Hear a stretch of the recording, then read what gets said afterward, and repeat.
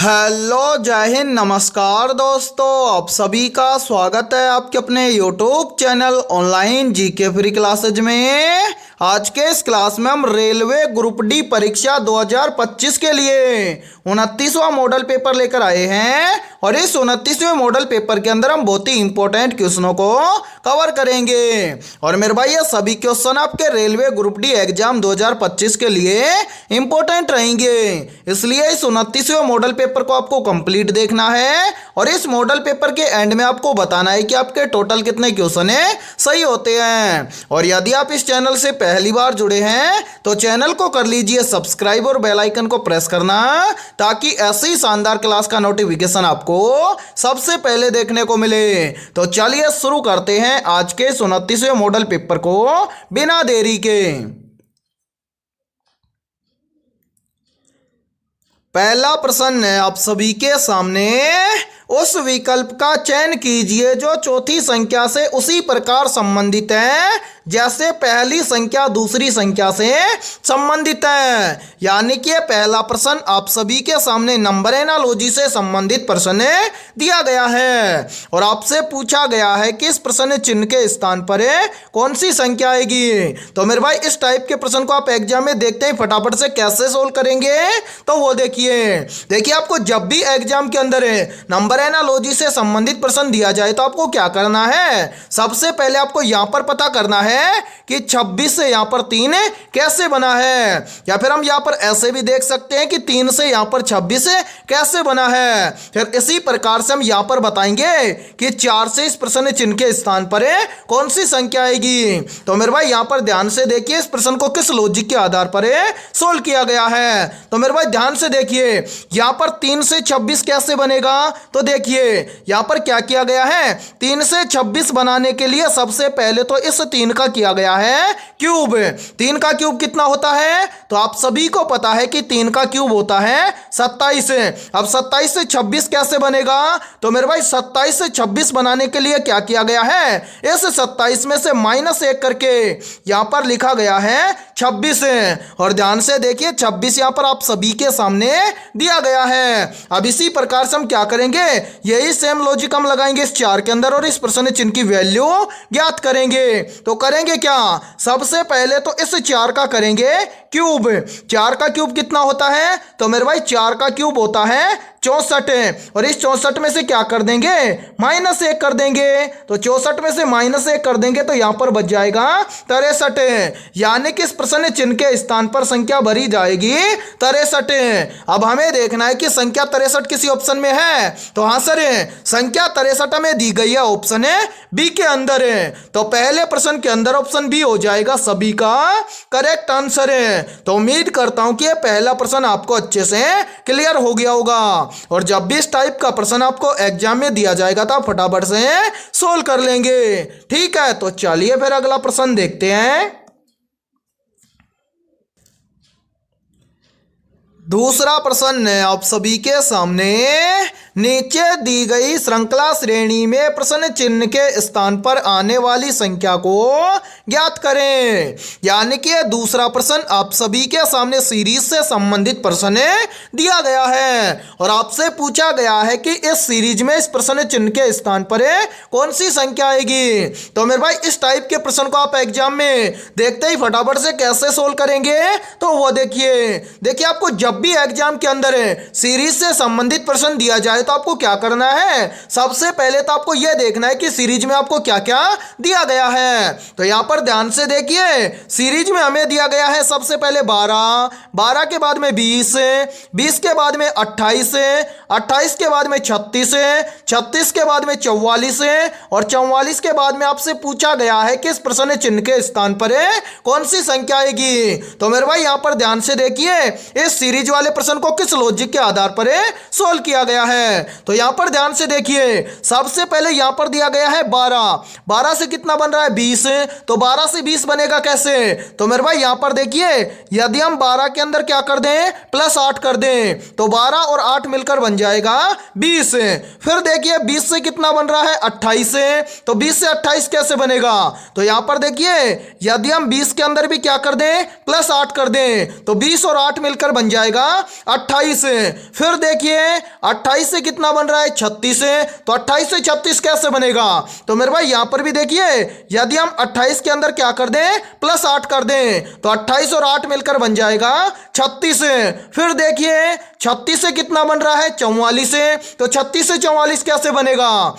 तो मेरे भाई यहां पर भी देखिए, यदि हम 36 के अंदर क्या कर दें प्लस 8 कर दें तो 36 और 8 मिलकर बन जाएगा 44। अब इसी प्रकार हमसे पूछा गया है कि 44 से इस प्रश्न चिन्ह के स्थान पर कौन सी संख्या आएगी। तो मेरे भाई यहां पर ध्यान से देखिए, इस प्रश्न चिन्ह की वैल्यू ज्ञात करने से पहले आपको क्या करना है, नीचे जो ये वाली संख्या आई है इस संख्या को ध्यान से देखना है कि यहां पर हुआ क्या है। तो मेरे भाई यहां पर ध्यान से देखिए, सबसे पहले देखिए 12 से 20 बना कैसे प्लस 8 करने से, 20 से 28 बना कैसे प्लस 8 करने से, 28 से 36 बना कैसे प्लस 8 करने से, 36 से 44 बना कैसे प्लस 8 करने से। तो 44 से इस प्रश्न चिन्ह की वैल्यू निकालेंगे कैसे, तो यहां पर सभी के अंदर प्लस 8 हुआ है तो 44 के अंदर भी हम क्या कर देंगे प्लस 8 कर देंगे, यानी कि इस प्रश्न चिन्ह की वैल्यू ज्ञात हो जाएगी कैसे, यदि हम इस 44 के अंदर क्या कर दें इस 8 को ऐड कर दें तो क्या होगा, इस प्रश्न चिन्ह की वैल्यू ज्ञात हो जाएगी। तो यहां पर ध्यान से देखिए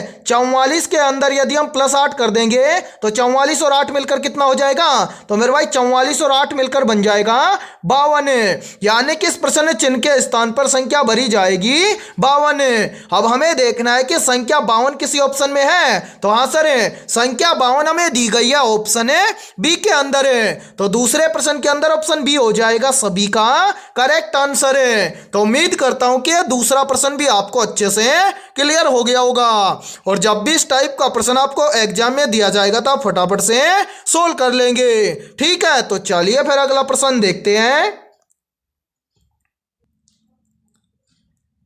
तीसरा प्रश्न है आप सभी के सामने, एक ट्रेन 157 किलोमीटर प्रति घंटे की गति से यात्रा कर रही है, तो ट्रेन द्वारा 18 घंटे में तय की गई दूरी ज्ञात करें। मेरे भाई बहुत ही इंपॉर्टेंट प्रश्न दिया गया है ये, और इसी टाइप के प्रश्न आपके रेलवे ग्रुप डी एग्जाम के अंदर पूछे जाते हैं, और लगभग सेम इसी प्रकार के 2 से 3 प्रश्न पूछे जाते हैं। तो इस टाइप के प्रश्न को आप एग्जाम में देखते हैं फटाफट से कैसे सोल्व करेंगे, तो वो देखिए जब भी आपको इस टाइप का प्रश्न एग्जाम में दिया जाए तो आपको क्या करना है, सबसे पहले तो यह देखना है कि प्रश्न में आपसे क्या पूछा गया है। तो यहां पर ध्यान से देखिए, प्रश्न में आपसे पूछा गया है कि ट्रेन द्वारा 18 घंटे में तय की गई दूरी ज्ञात करें, यानी कि आपसे दूरी पूछी गई है। तो इस टाइप के प्रश्न के लिए सबसे पहले तो आपको दूरी का सूत्र याद होना चाहिए। दूरी का सूत्र क्या होता है, तो मेरे भाई यहां पर ध्यान से देखिए, दूरी का सूत्र होता है दूरी बराबर है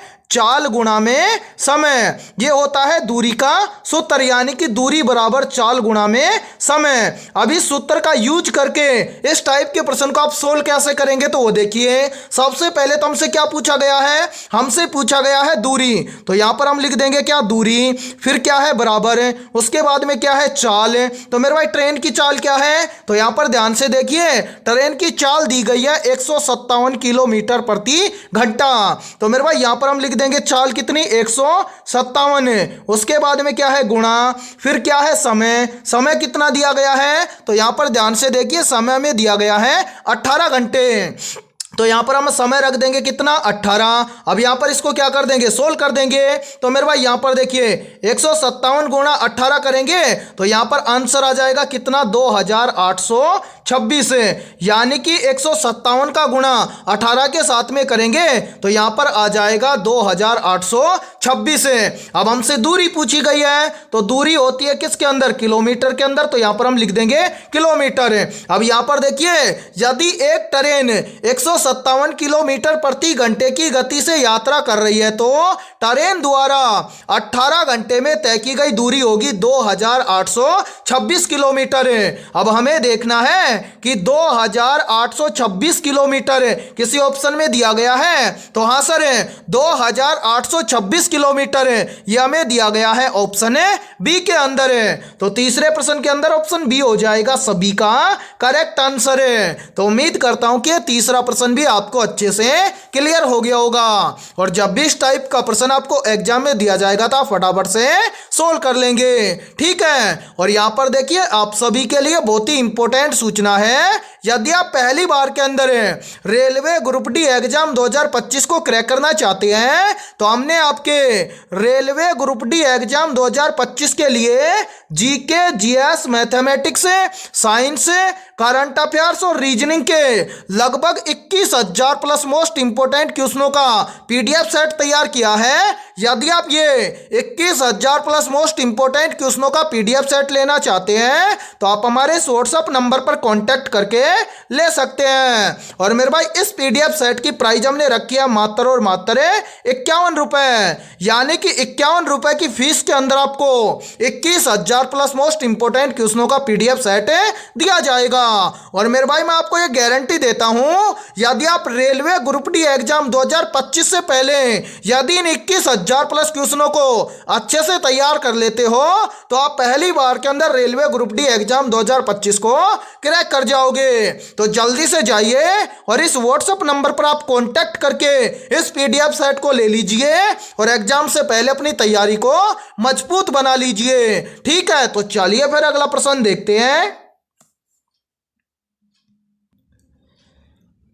चौथा प्रश्न है आप सभी के सामने, यदि किसी दर्पण में समय 1:30 हो तो इस स्थिति में वास्तविक समय क्या होगा। तो मेरे भाई इस टाइप के प्रश्न को आप एग्जाम में सोल्व कैसे करेंगे तो वो देखिए। और देखिए इस टाइप के प्रश्न आपके रेलवे ग्रुप डी के अंदर लगभग 2 से 3 पूछे जाते हैं। तो मेरे भाई इस टाइप के प्रश्न को आप एग्जाम में देखते ही मात्र 2 से 3 सेकंड में सोल्व कैसे करेंगे तो वो देखिए। इसके लिए बहुत ही शानदार ट्रिक है और यदि ये ट्रिक आपको याद है तो इस टाइप के प्रश्न को आप एग्जाम में देखते ही सोल्व करोगे। ट्रिक क्या है, तो जब भी इस टाइप का प्रश्न आपको एग्जाम में दिया जाए तो आपको क्या करना है, जो समय आपको दर्पण में देखने पर दिया गया है उस समय को आपको क्या करना है 11:60 में से घटा देना है। यदि आप दर्पण में दिए गए समय को 11:60 में से घटा दोगे तो वास्तविक समय ज्ञात हो जाएगा। तो मेरे भाई यहां पर देखिए ट्रिक क्या लगानी है, हमें दर्पण वाले समय को क्या करना है 11:60 में से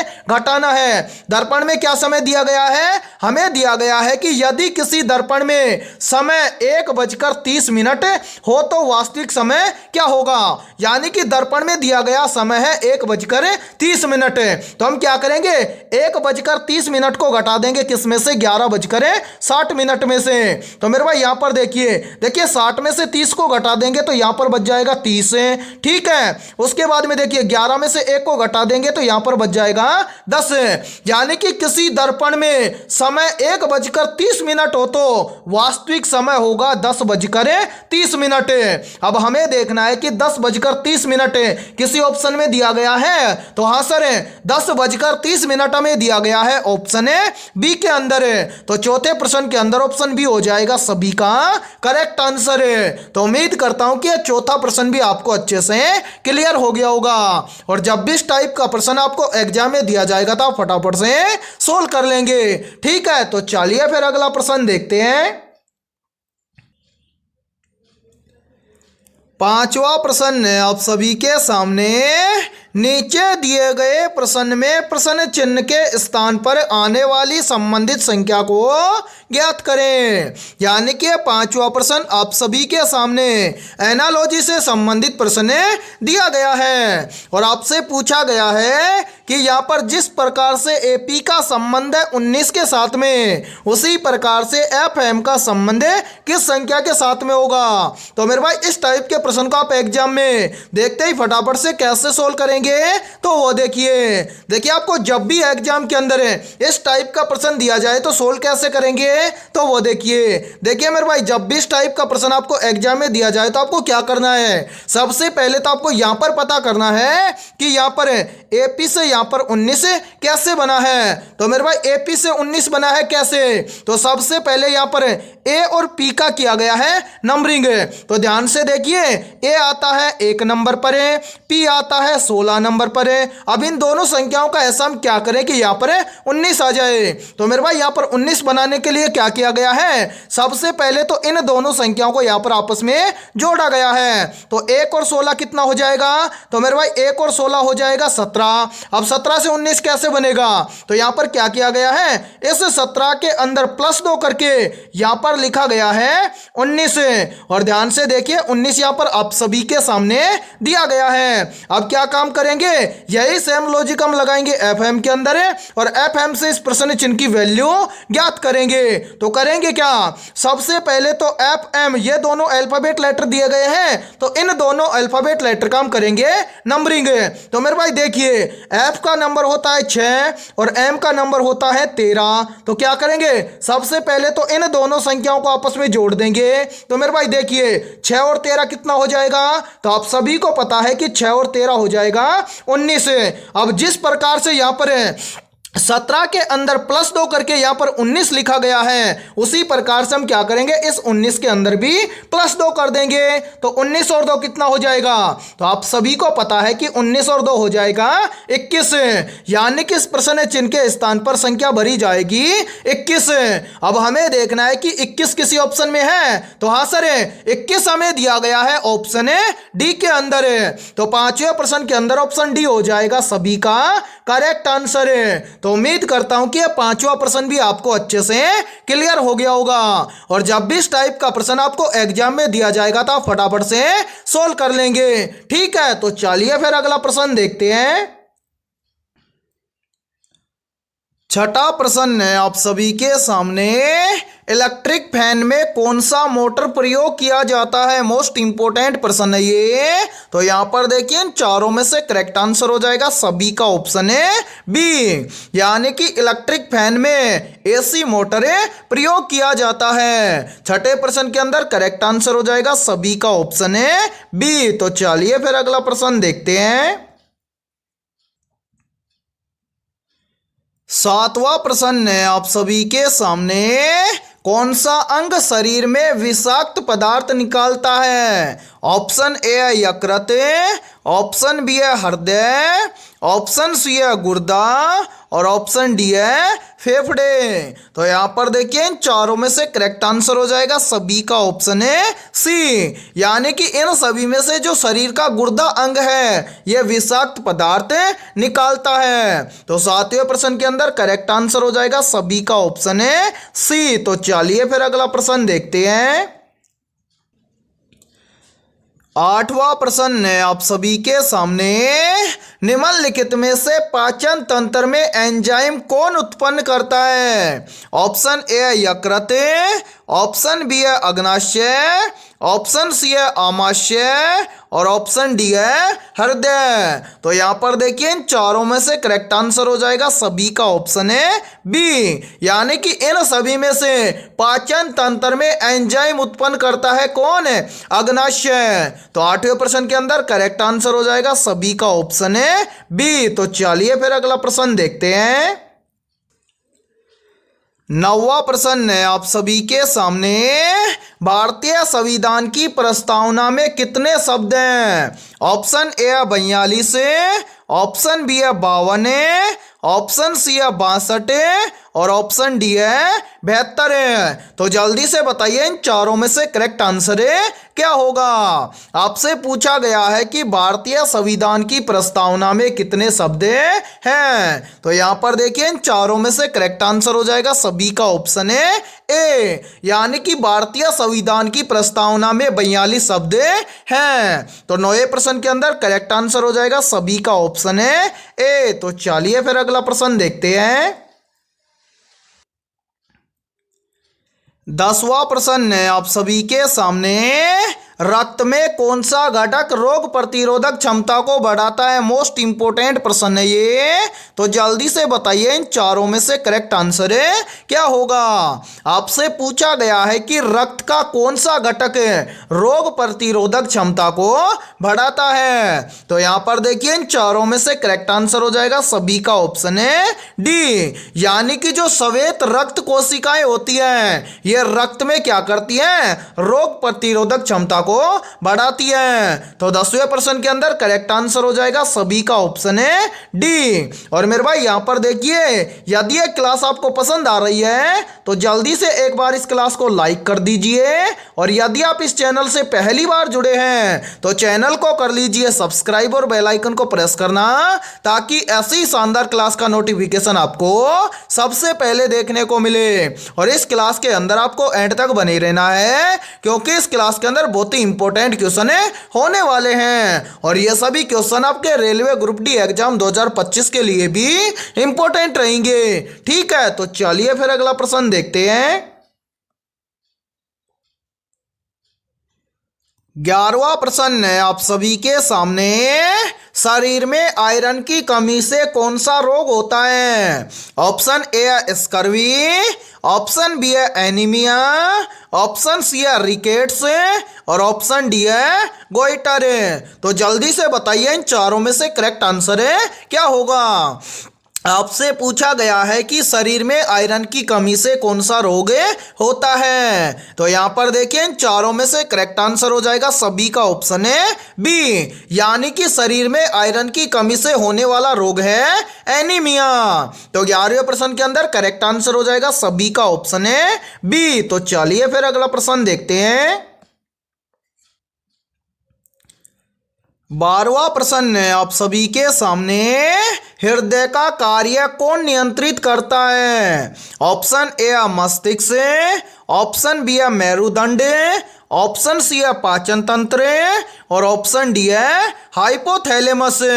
तो यहां पर देखिए इन चारों में से करेक्ट आंसर हो जाएगा सभी का ऑप्शन है ए, यानी कि हृदय का कार्य नियंत्रित करता है कौन? मस्तिष्क। तो 12वें प्रश्न के अंदर करेक्ट आंसर हो जाएगा सभी का ऑप्शन है ए। तो चलिए फिर अगला प्रश्न देखते हैं। 13वां प्रश्न है आप सभी के सामने, मानव शरीर में कुल कितनी मांसपेशियां होती है? मोस्ट इंपोर्टेंट प्रश्न है ये। ऑप्शन ए है 500, ऑप्शन बी है 650, ऑप्शन सी है 700, और ऑप्शन डी है 800। तो जल्दी से बताइए इन चारों में से करेक्ट आंसर है क्या होगा। आपसे पूछा गया है कि मानव शरीर में कुल कितनी मांसपेशियां होती है। तो यहां पर देखिए इन चारों में से करेक्ट आंसर हो जाएगा सभी का ऑप्शन है बी, यानी कि मानव शरीर में कुल मांसपेशियां होती है 650। तो 13वें प्रश्न के अंदर करेक्ट आंसर हो जाएगा सभी का ऑप्शन है बी। तो चलिए फिर अगला प्रश्न देखते हैं। 14वां प्रश्न है आप सभी के सामने, पेड़ पौधे किस प्रक्रिया से भोजन बनाते हैं? ऑप्शन ए है प्रकाश संश्लेषण प्रक्रिया से, ऑप्शन बी है अपचयन प्रक्रिया से, ऑप्शन सी है श्वसन प्रक्रिया से, और ऑप्शन डी है पाचन प्रक्रिया से। तो यहां पर देखिए इन चारों में से करेक्ट आंसर हो जाएगा सभी का ऑप्शन है ए, यानी कि पेड़ पौधे प्रकाश संश्लेषण प्रक्रिया से भोजन बनाते हैं। तो 14वें प्रश्न के अंदर करेक्ट आंसर हो जाएगा सभी का ऑप्शन है ए। तो चलिए फिर अगला प्रश्न देखते हैं। 15वां प्रश्न है आप सभी के सामने, पृथ्वी पर सबसे बड़ी आकाशगंगा कौन सी है? तो जल्दी से बताइए इन चारों में से करेक्ट आंसर है क्या होगा। आपसे पूछा गया है कि पृथ्वी पर सबसे बड़ी आकाशगंगा कौन सी है। तो यहां पर देखिए इन चारों में से करेक्ट आंसर हो जाएगा सभी का ऑप्शन है बी, यानी कि पृथ्वी पर सबसे बड़ी आकाशगंगा है मिल्की वे। तो 15वें प्रश्न के अंदर करेक्ट आंसर हो जाएगा सभी का ऑप्शन है बी। और मेरे भाई यहां पर देखिए, यदि आपको किसी भी क्वेश्चन में कोई भी डाउट हो तो आप कमेंट सेक्शन के अंदर पूछ सकते हैं। ठीक है, तो चलिए फिर अगला प्रश्न देखते हैं। 16वां प्रश्न है आप सभी के सामने, कंप्यूटर का जनक किसे कहा जाता है? मोस्ट इंपोर्टेंट प्रश्न है ये। तो यहां पर देखिए इन चारों में से करेक्ट आंसर हो जाएगा सभी का ऑप्शन है बी, यानी कि कंप्यूटर का जनक कहा जाता है चार्ल्स बेबेज को। तो 16वें प्रश्न के अंदर करेक्ट आंसर हो जाएगा सभी का ऑप्शन है बी। तो चलिए फिर अगला प्रश्न देखते हैं। 17वां प्रश्न है आप सभी के सामने, सबसे ज्यादा ऊष्मा चालक धातु कौन सी है। वेरी वेरी इंपॉर्टेंट प्रश्न है ये।